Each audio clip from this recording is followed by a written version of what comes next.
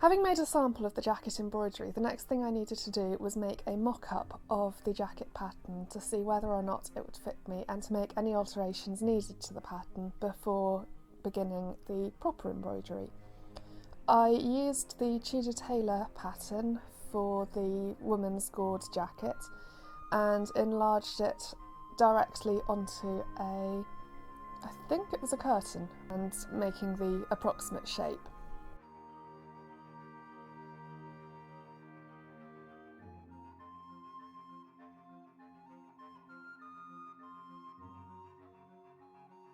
Having done that and pinned it together, the front pieces fitted me quite well, but I've got a bit of a hollow back, and so I needed to make some alterations to the back pattern piece by cutting a sort of dart out of the back and then redrawing it so that it would fit me better without all of the wrinkling that's visible. Having done that and compared it to the shape of various backs in extant jackets, especially in the 17th century women's dress book,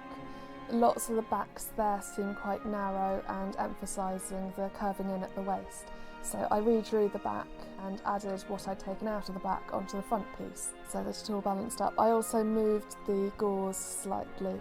so that they were better placed. I've no idea how much of a difference that made because I didn't move them very far.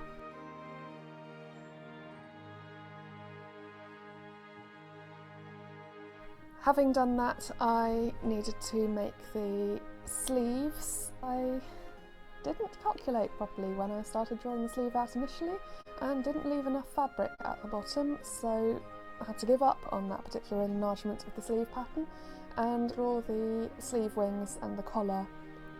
over the top of it instead, which got a little bit confusing with lines going everywhere, but never mind.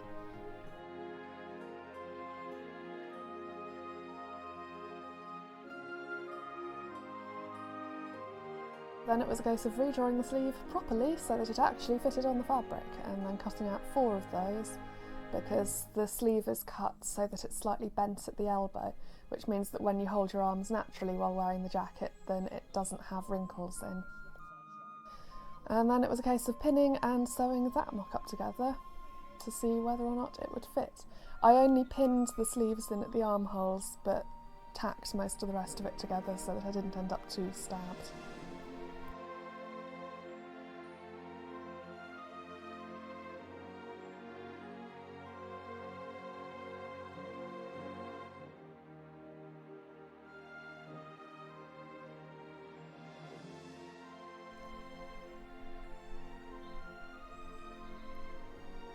Then, having re-looked at the pattern in Patterns of Fashion for the jacket that I'm actually recreating the embroidery of, I had to redraw the collar and the cuffs and the sleeve wings because they're a slightly different shape in the extant jacket to the pattern that the Tudor Tailor give.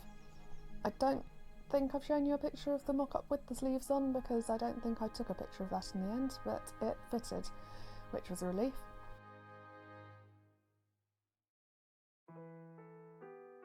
I don't think I've taken any footage at all of me drawing out the pattern pieces onto the linen fabric, but I did sew in pencil so that it wouldn't wear away as much as tailor's chalk and so that it would be slightly more accurate. And then it was a case of drawing the threads out of the fabric so that I had a nice straight line that I could cut along so that I could then attach it to the embroidery frame without it fraying too much. Having attached it to the embroidery frame with a herringbone stitch, I realised that I probably should have ironed it beforehand, so I ironed it afterwards instead. Then it was a case of drawing the embroidery patterns onto the pattern pieces, which I did using my laptop as a light box, which again I don't think I've got any footage of, and then it was just a case of being able to start the embroidery. I don't have any footage of the finished product so far, on account of the fact that there isn't a finished product yet. This is still ongoing. I've got videos of the embroidery ongoing both in real time and time-lapsed if you want to have a look at any of those.